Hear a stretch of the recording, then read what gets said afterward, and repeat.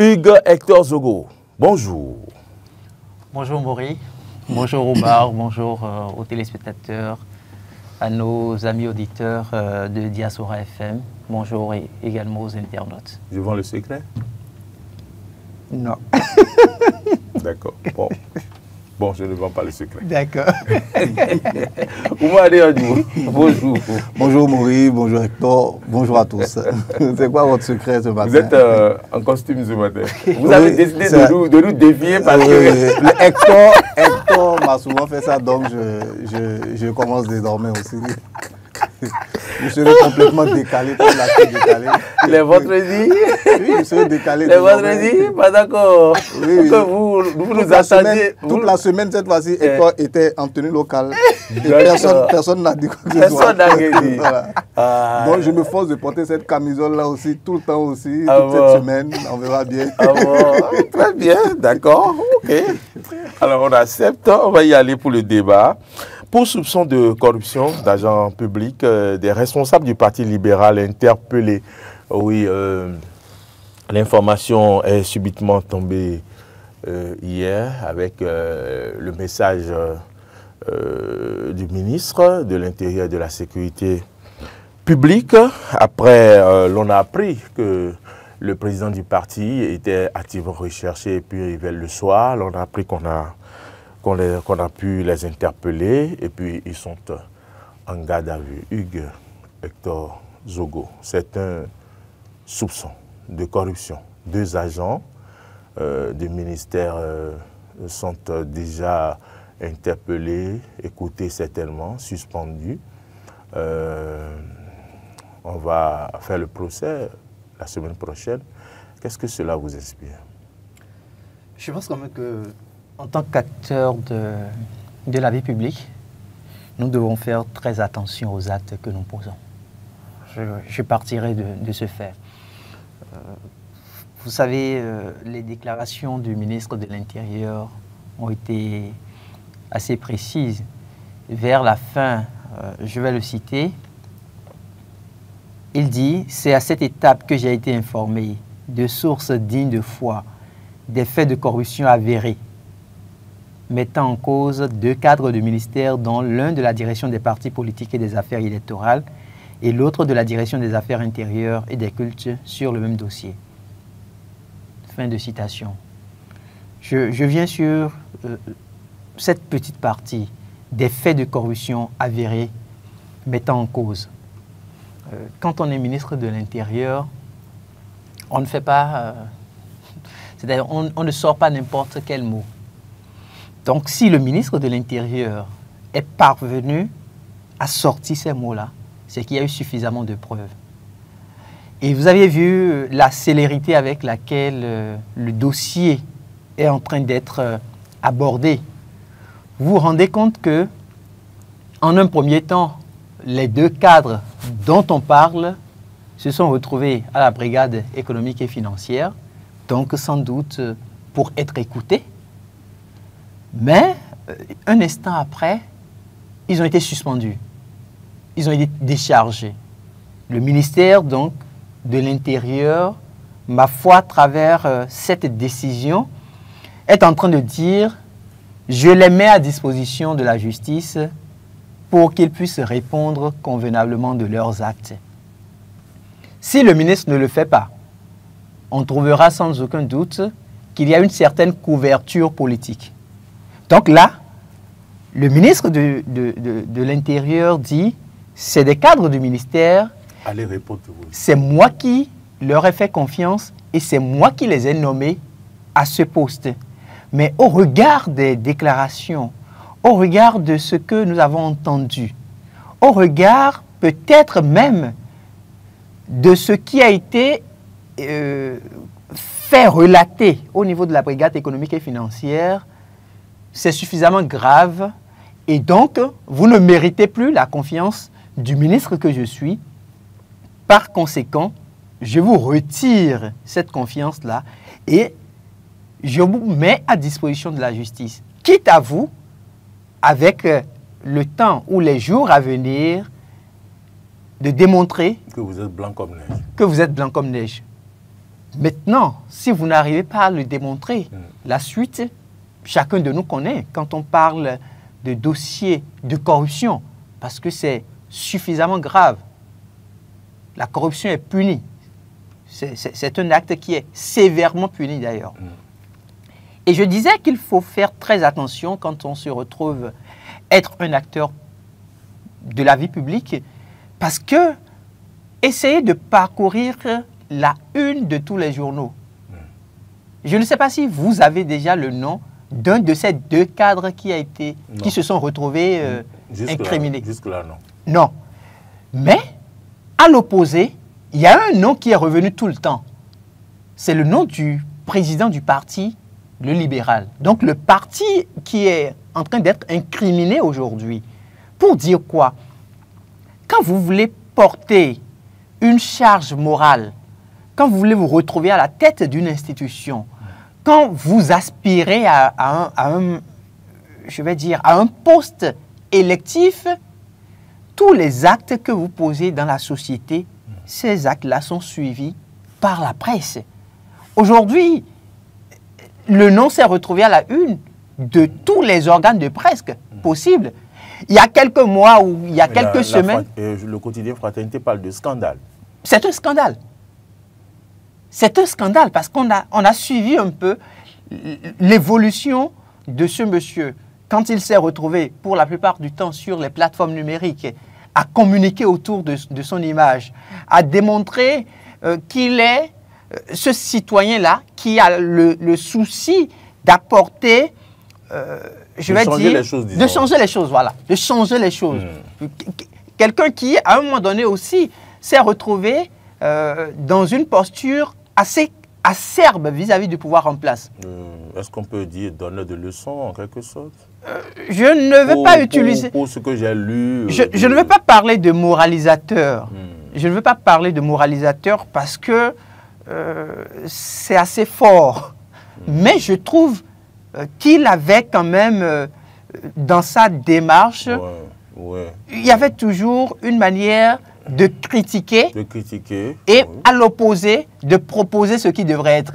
C'est pour ça que je ne voulais pas parler de moralisateur. C'est une démarche scientifique, merci. Donc, il était plus dans une démarche de « je critique, mais je propose ». Alors, quand vous avez fait tout ça, on se dit comment est-ce que vous commettez l'erreur au point de vous retrouver dans un scandale du genre. Moi, ça m'inquiète et je me dis, c'est un coup très dur pour tous ces citoyens-là, à un moment donné, qui ont cru en l'idéal qu'il prône. Pas en lui, mais en l'idéal qu'il prône. Donc, quels seront les jours à venir, quelles seront les suites? Est-ce que nous aurons des rebondissements?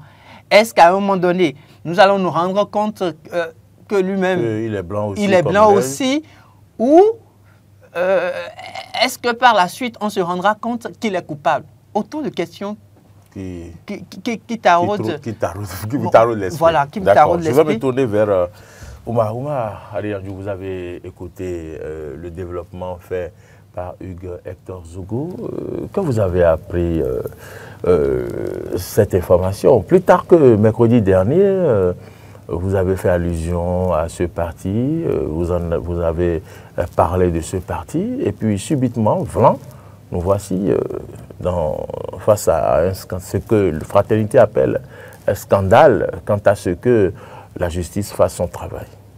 Oui, j'ai fait allusion à ce parti le mercredi, mais je n'ai pas fait allusion qu'à ce parti. J'ai fait allusion à toutes ces mauvaises pratiques-là également, que je prenais pour justifier un certain nombre de choses. Et je me souviens de comment cela a été accueilli par beaucoup de personnes.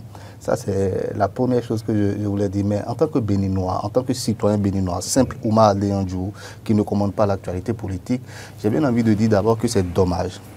C'est dommage pour moi, le rêveur de démocratie, rêveur de politique éthique, rêveur de politique vertueuse, voilà dans quoi est-ce que nous nous retrouvons. Ça veut dire que les vieux démons sont toujours là, en fait. Ils nous poursuivent, malgré les efforts, malgré les réformes contraignantes que tout le monde dénonce, que tout le monde ne veut pas entendre. Non, c'est trop dur, ça ne peut pas justifier si, ça peut pas... Malgré tout, on a tout ceci là.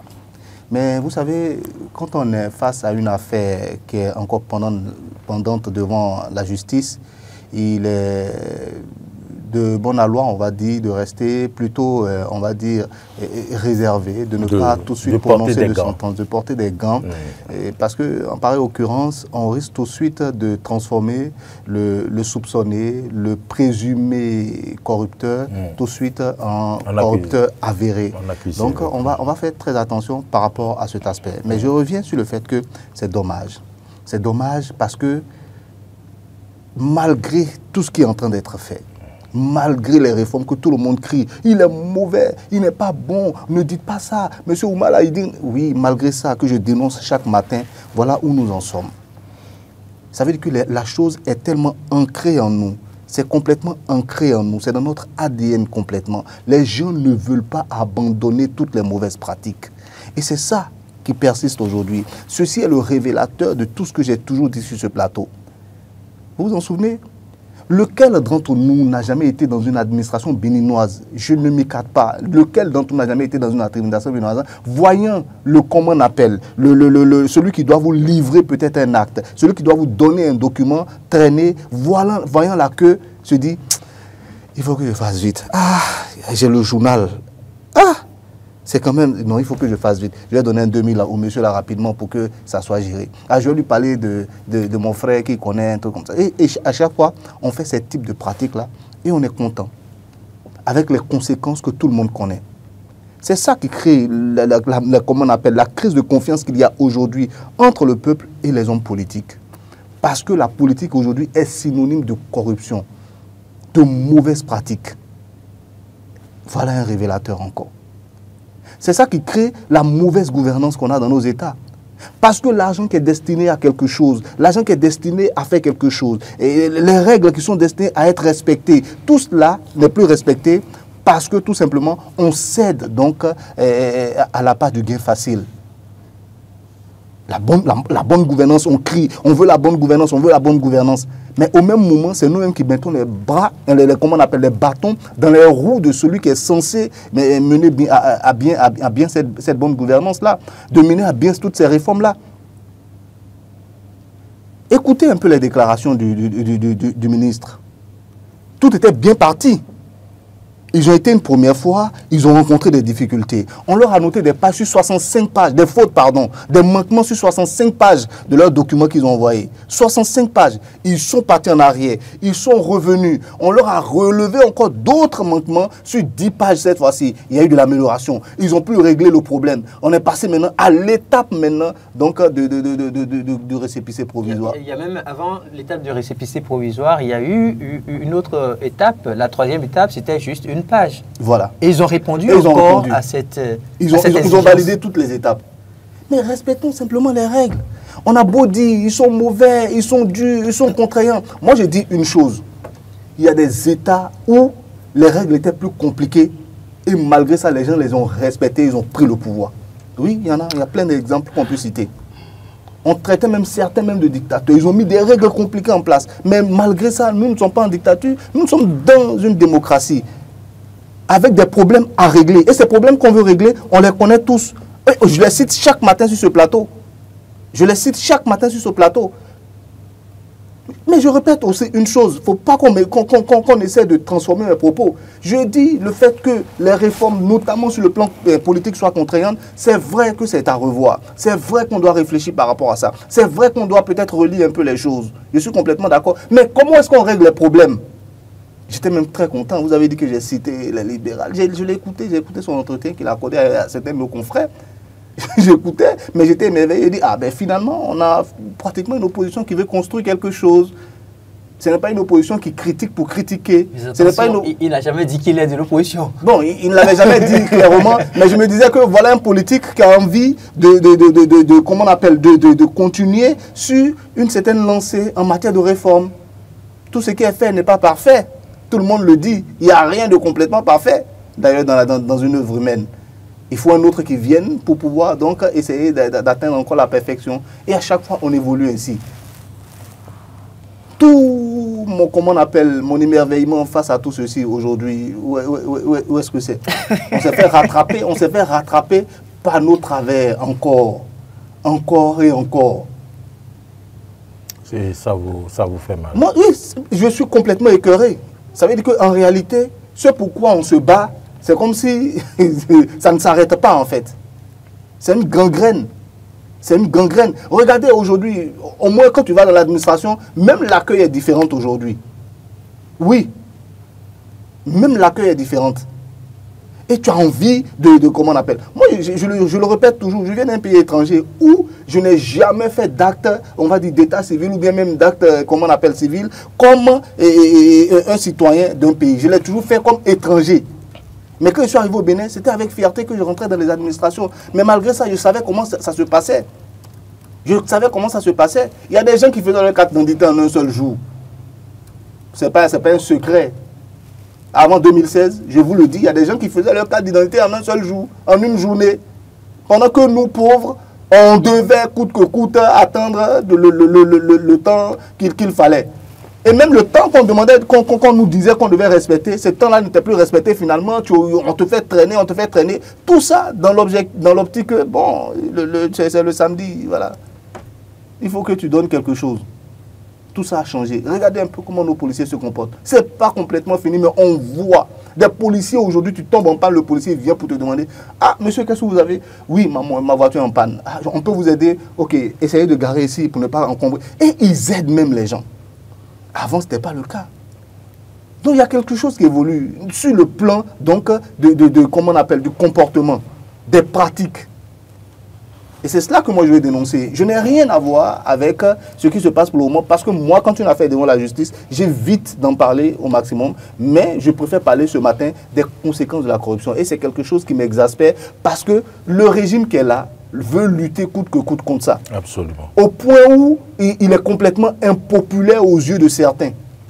Parce qu'on ne prend plus le recul pour savoir que, ah, attention, ce qui se faisait avant, c'est contre ça qu'on veut lutter. Mais comme on ne voit plus trop ça maintenant, on se dit non, ils sont trop durs, ils sont trop durs, ils sont trop durs. On veut que l'argent circule. L'argent n'a qu'à circuler. L'argent de quoi va circuler? C'est l'argent de qui circule? L'argent qui devait servir à quoi qui va circuler? Voilà le problème dans lequel nous sommes. Et si on ne fait pas attention, on retombera à chaque fois dans le même travers. Pour quelqu'un qui avait bien démarré, que tout le monde voyait venir, on se disait, bon, ça, on va voir comment est-ce que ça va se finir. Voilà, les gens qui rêvaient d'un troisième larron dans le comment on appelle, dans l'arène politique, voilà, peut-être qu'ils seront comblés à travers celui-là. Et voilà où nous en sommes finalement. Hector Zogo, je vais me tourner vers vous. Ouma l'a évoqué tantôt. La lutte contre la corruption, peut-on dire que c'est vraiment une réalité? Moi, je voudrais commencer par remercier le chef de l'État, le président Patrice Talon, qui a pris à bras-le-corps ce combat quand le peuple béninois lui a confié la destinée de notre pays. Vous savez, la lutte contre la corruption, tous les régimes de notre pays ont travaillé. Il y a certains qui ont marché contre ça, excusez-moi. Vous vous souvenez? Oui. Quand oui. je prends... Oui. Effectivement, c'est pas certain, on le sait. Effectivement, comme il le dit, quand on prend l'ancien président Boni Yayi, il avait aussi cette envie. Cette volonté. Mais c'est lui qui a marché. C'est d'ailleurs il n'y a pas que lui, il y a les syndicalistes, il y a tout ce monde-là aussi qui ont marché. Ah ouais. Ils se sont associés à lui parce qu'ils ont marché, ils ont pris par l'ancienne direction de l'énergie et de l'eau. Vous voyez un peu devant le centre culturel chinois. Voilà, c'est pas là. Et quand vous avez un chef d'État qui fait cette marche-là et qu'à l'opposé, vous voyez encore des citoyens qui font la queue devant le palais de la présidence pour aller chercher de l'argent, vous vous dites... Pour aller justifier leur vote. Je ne parle... Contre des billets de banque. Je ne dirais pas ça. Moi, je ne dis que ce que j'ai constaté. Je ne sais pas si cet argent-là leur a permis de justifier leur vote ou pas. Mais, quand vous vous retrouvez avec ces deux tableaux, et que, au niveau de ces deux tableaux, la grande figure soit l'ancien chef d'État, Boni Yayi, vous vous dites concrètement qu'est-ce qu'il défend. Revenons donc revenons au président Patrice Talon, puisque je parlais avec, de... la volonté de lutter contre la corruption qui a été, comment dire, notifiée par exemple, la nomination d'un haut commissaire à la prévention. Non, ça c'est même... ce sont les derniers faits. Commençons déjà par 2016, quand il a pris le pouvoir. Les premières paroles qui ont été prononcées, la manifestation du chef de l'État de lutter contre la corruption a été plus exprimée au Nigeria. Où il a signifié, pour son premier voyage, c'est ça? Exactement. Où il a signifié clairement au chef d'État nigérien, à l'époque, qu'il fera tout pour lutter contre la corruption dans son pays. Et aujourd'hui... Vous vous en souvenez? Je m'en souviens. Aujourd'hui, le temps lui a donné raison. Parce que, au cœur de l'administration, il a dit tout à l'heure, quand vous allez au niveau de l'administration, l'accueil est tout à fait différent. L'accueil est vraiment différent dans l'administration. Alors qu'il y a quelques années en arrière, surtout les vendredis, vous avez en face de vous que des fauteuils et sous le bureau des sandalettes. Il s'est levé. Ça peut même être le titre de tout un ouvrage. Il s'est levé. Et quand vous lisez ça, vous comprenez systématiquement qu'on ne parle que de l'administration béninoise. Parce que dans toute l'Afrique, vous n'aurez pas cette expression « il s'est levé ». Mais ça a été corrigé. Ça a été corrigé. Il peut se retrouver au niveau de son poste et ne pas donner le rendement qu'on espère de lui, mais il sera présent. Ça, c'est déjà un plus. C'est déjà un signal que quelque chose a marché, qu'on a pu faire un pas vers le développement. Parce qu'à la fin du mois, il est payé. Et il est payé par le contribuable béninois. Mais pourquoi ne se rend-il pas alors au bureau? Et mieux, il y a ce qu'on appelle le changement de mentalité. Vous avez vu la criette qui a été installée. Quand vous prenez aujourd'hui, que ce soit un cadre de l'administration privée comme de l'administration publique, pour toucher au fonds qui ne lui appartient pas, il fait beaucoup attention. Même dans son environnement, on lui dit, attention, Mais cela n'empêche pas les tontiniers de fuir avec les tontines des gens. C'est vrai que c'est un autre fléau. Non, non, c'était juste une parenthèse pour vous chahuter. Mais c'est vrai que c'est un autre fléau. Avec le temps, ils trouveront les formules. Mais quand je me limite à ce dont on parle aujourd'hui, la corruption dans l'administration, il faut dire qu'il y a eu suffisamment d'efforts. Vous avez vu la dématérialisation. Vous me devancez, c'était une question que j'avais prévue pour Omar. Parce que je pensais également à ça. Bien sûr, j'avais prévu la question pour dire, est-ce que la dématérialisation n'a pas été quand même un élément fondamental pour quand même éviter la corruption? Exactement. Qu'ils vous souviennent, pour retirer de casier judiciaire, par exemple, avant, il faut... Je ne le dis pas. Voilà. Il a dit, si vous êtes pressé, il faut... Hein. Donc, aujourd'hui, tout est pratiquement dématérialisé. Et quand vous regardez même la chaîne au niveau de l'administration, quand on nomme quelqu'un, on dit PRMP. quand la personne doit se retrouver au niveau de ce service, c'est sa famille qui commence par lui dire pardon. C'est vrai, c'est une promotion, mais pardon. Pardon. J'allais. Pardon. J'allais. Parce que si tu fais autrement ce que dit la loi, ce qui t'attend systématiquement, c'est la prison. Donc pour moi, on se retrouve avec ce parti qui vit ce qu'il aurait souhaité. C'est-à-dire ce que son président fondateur aurait souhaité. Parce que moi, quand je suis les déclarations... Peut-être qu'il ne l'a pas souhaité. Non. Peut-être qu'il n'a pas mesuré la chose comme quoi la corruption, la lutte contre la corruption est effective au Bénin. C'est pour lui dire alors que... Et dire aussi à ceux-là qui se retrouvent dans une posture de critique. Je ne parle pas de posture critique. Je parle de posture de critique. De savoir qu'il y a des efforts qui se font.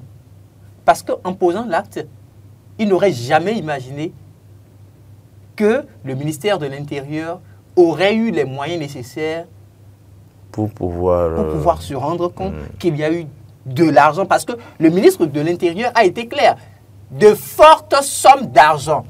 Ils n'ont qu'à nous dire le montant. On aura le temps de le savoir. Peut-être au cours du procès. On va finir avec ce sujet, Oumar. Oui, moi, ce que je voulais rappeler... Oui, allez-y. La dématérialisation. Oui, la dématérialisation. Moi, votre point de vue sur ça, est-ce que ça n'en est pas pour quelque chose oui, dans la lutte contre la corruption? Ne serait-ce que pour les actes d'état civil, aujourd'hui, non, mais soyons tranquilles. Tu payes ce qu'on doit payer.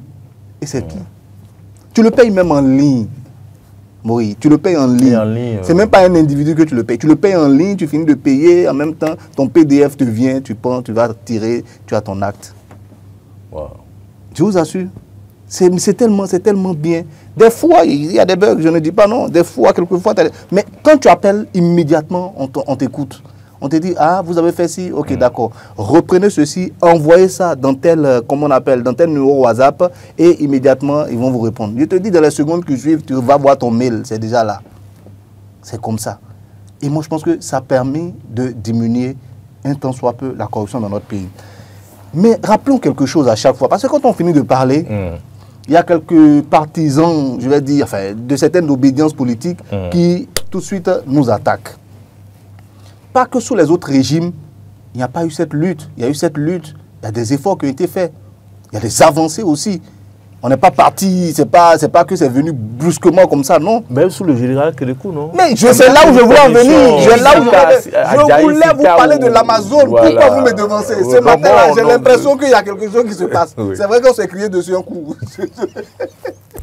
Mais il y a quelque chose qui se passe. Il y a une connexion. Je voulais parler de l'Amazone, Nana Jaïsika. Paix à son âme. Paix à son âme.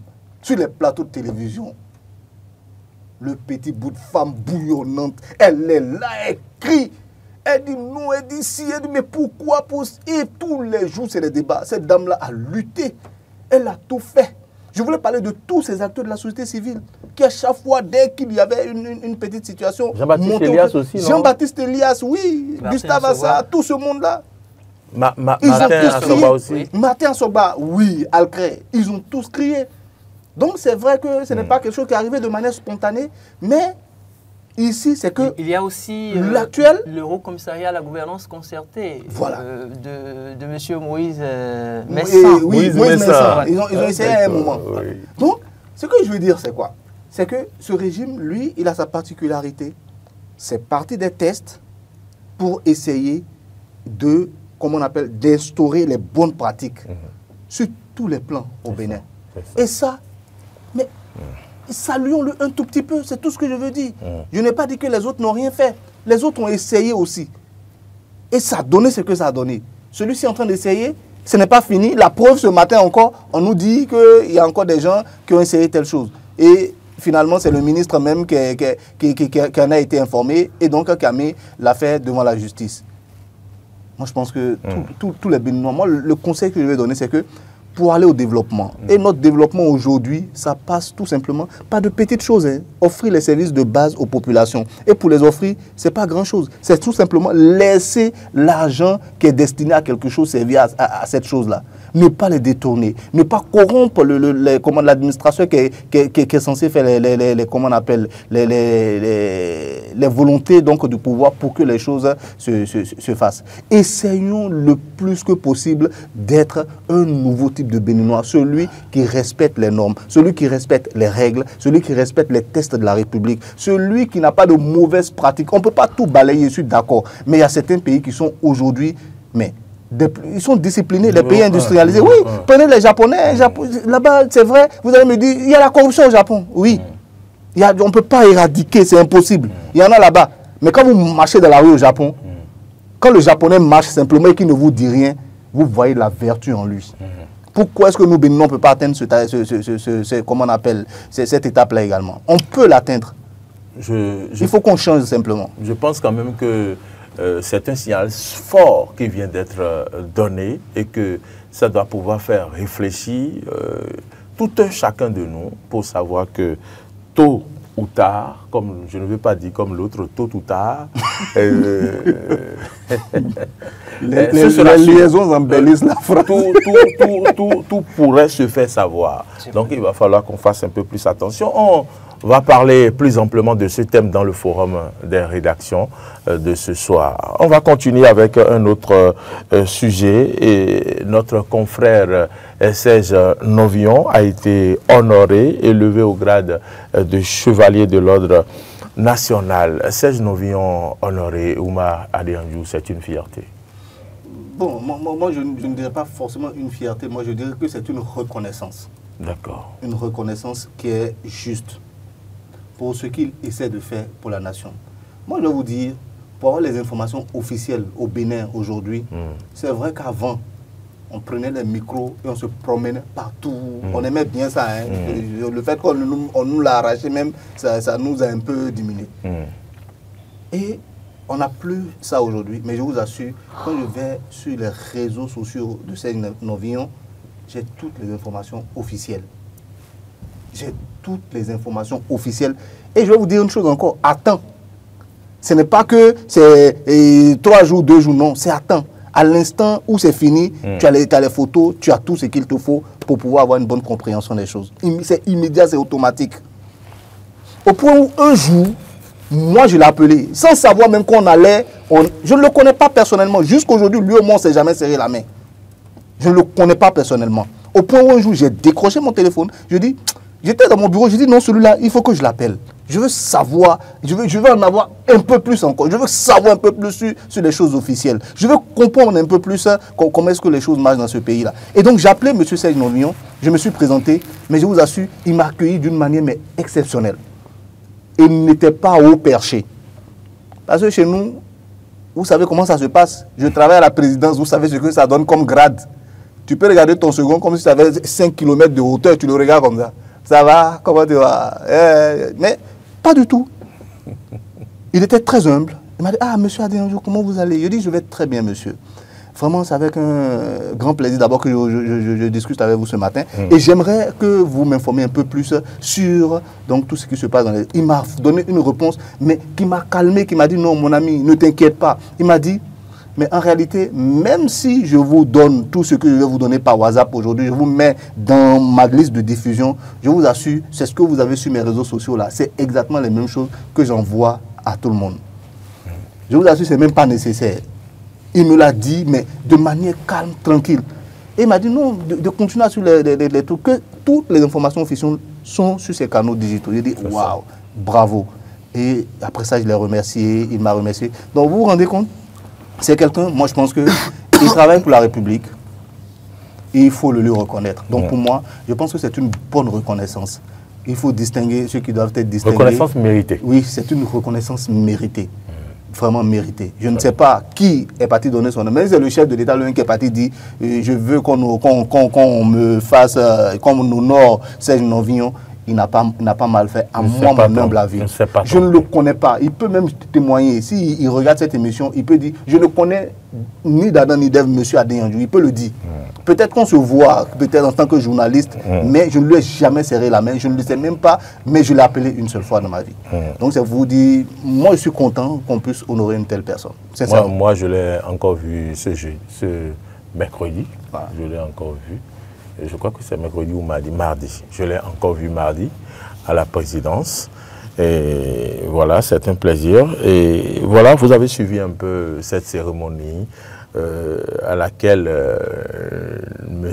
Edouard Loko, le président de la Haute Autorité audiovisuelle et de la communication, avec ses attributs, lui aussi, hein, c'est grand chevalier, non? Grand, voilà, d'accord. Donc, vous êtes sûr? Oui. La grande quoi, c'est... Il faut vérifier. Bien sûr. Ouais. Bien sûr. Oui. Donc, il était à la mairie de Cotonou, et puis pour la cérémonie, les amis, les parents, les confrères n'en parlons pas. Qu'est-ce que ça vous a fait de voir votre confrère hissé à ce rang? Je voudrais commencer par remercier le président de la République. Pourquoi? Puisque Laurent, puisque Ouba a dit que c'est mérité. C'est Laurent qui a l'habitude de rester à cette place. Oui, je ne sais pas pourquoi il m'a chassé de ma place. S'il nous suit, je le salue au passage, oui. Je voudrais commencer par remercier le président de la République, puisque c'est lui qui se retrouve être la première personnalité qui incarne l'ordre national, même si nous avons au niveau de la grande chancellerie. La vice-présidente qui est la grande chancelière. Voilà, qui est la grande chancelière. Et le grand maître de l'ordre, c'est le président de la République. Je voudrais remercier le président de la République pour cet honneur qu'il fait à la presse béninoise. Et quand vous parcourez la liste des figures béninoises qui ont été élevés dans l'ordre, vous découvrez qu'il y a de plus en plus de journalistes.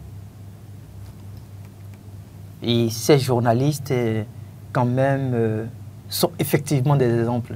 Il a signifié tout à l'heure, ce n'est qu'un pan de qui est Serge Novignon qu'il a essayé de relater.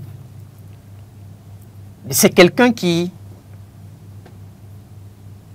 est très laborieux, a de la rigueur, a de la discipline, a le goût du travail bien fait et qui ne se retrouve pas dans les compromissions.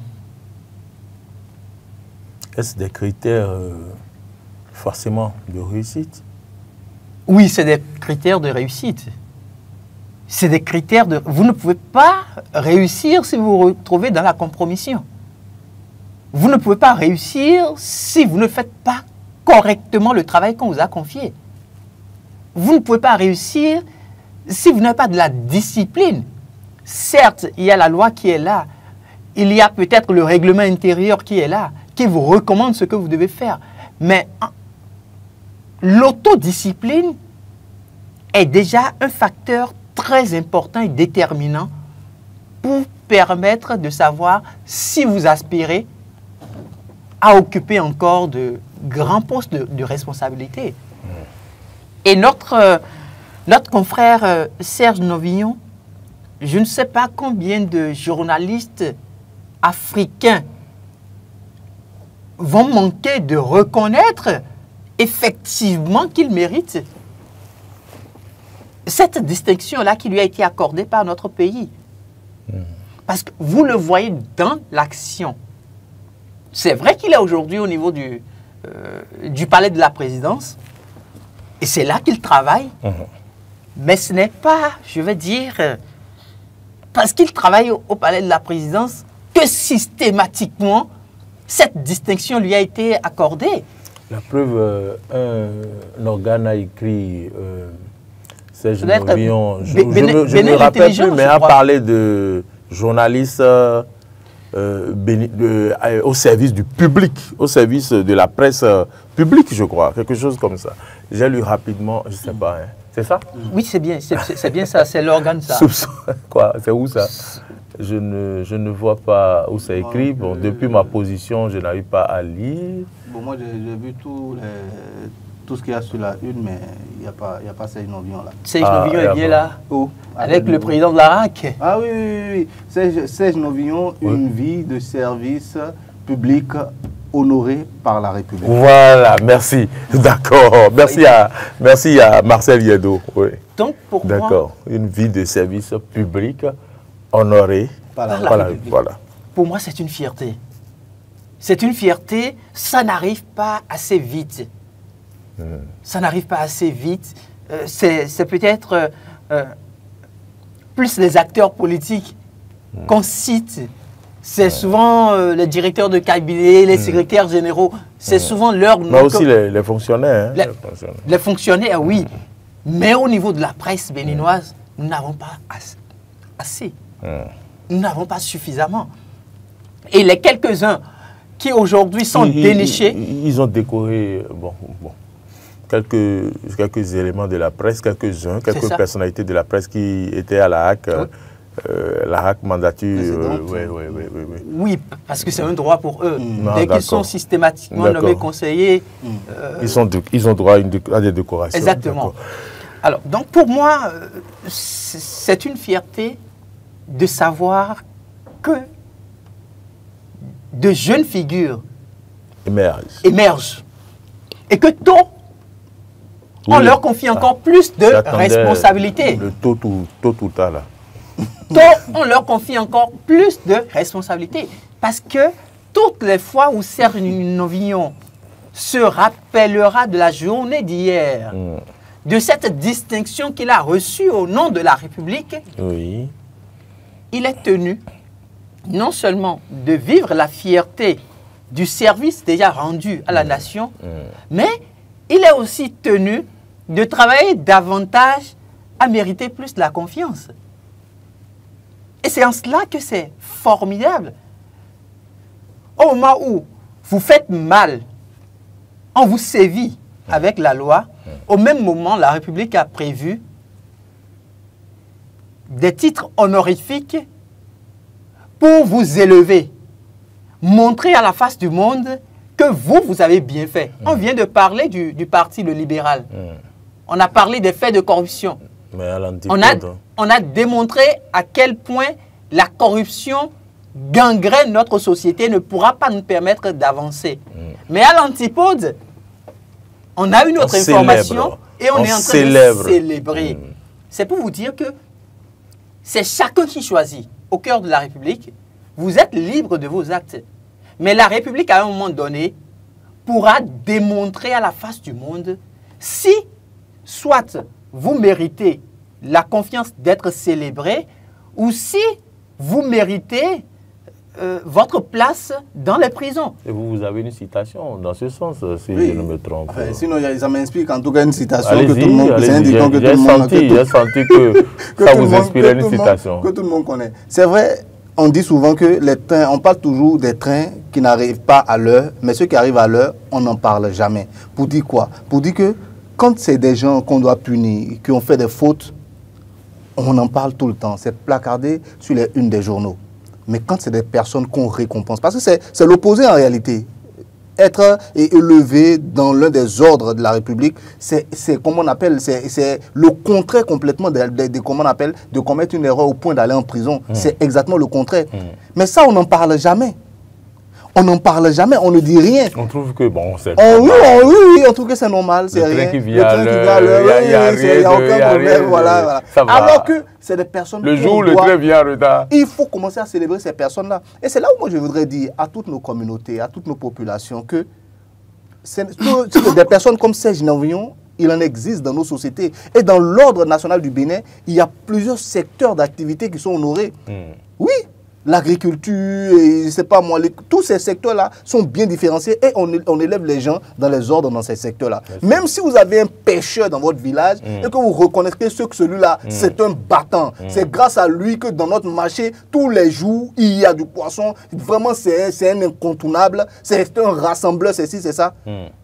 Rassemblez-vous. Allez comment on appelle, au niveau de la GECOMB, de la grande chancellerie nationale, et demandez aux gens comment est-ce qu'on fait pour donner un nom, pour qu'on puisse nous honorer notre frère, pécheur. pour qu'on puisse nous honorer. Voilà.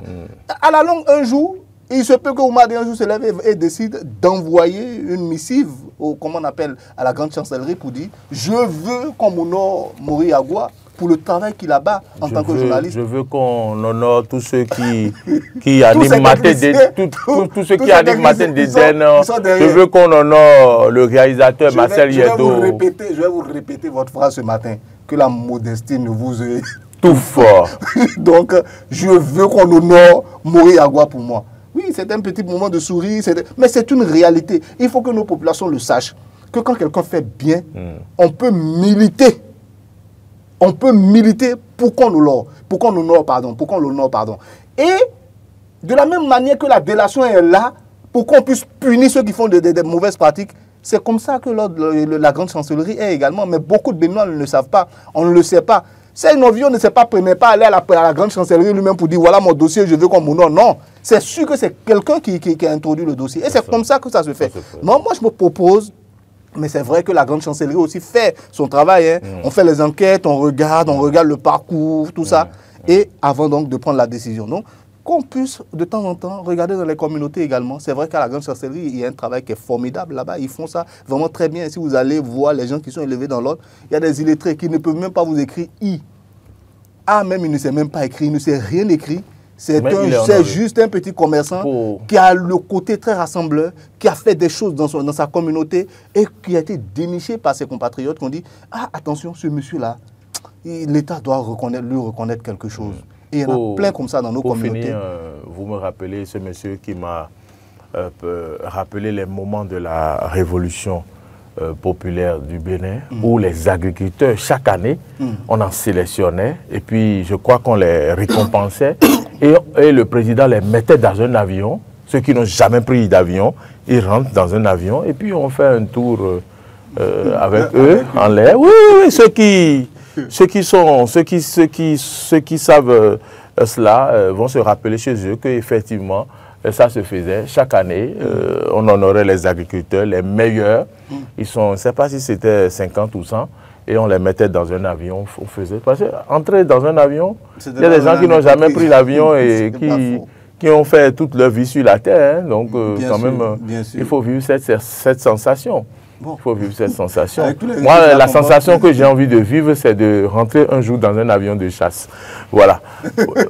On a fini, hein, le temps. Moi, je n'aime pas je suis monté dans des avions, mais je n'aime pas la sensation. C'est trop de stress pour moi. Trop de stress. On a fini. Je voudrais rappeler simplement que le président Édouard Loko a été élevé grand croix de l'ordre par décret présidentiel en date du 21 novembre 2024. Ok, d'accord. 21 novembre 2024. Donc, je comprends, c'est parce que vous n'avez pas bu la bière de cette... de ce truc-là que vous avez oublié qu'il est grand croix. Une fois encore, on félicite notre président, le président de la HAC et toute son équipe qui travaille beaucoup pour le rayonnement de la presse béninoise. Merci, Oumar Diandjou. Merci, Hugues Hector Zogo.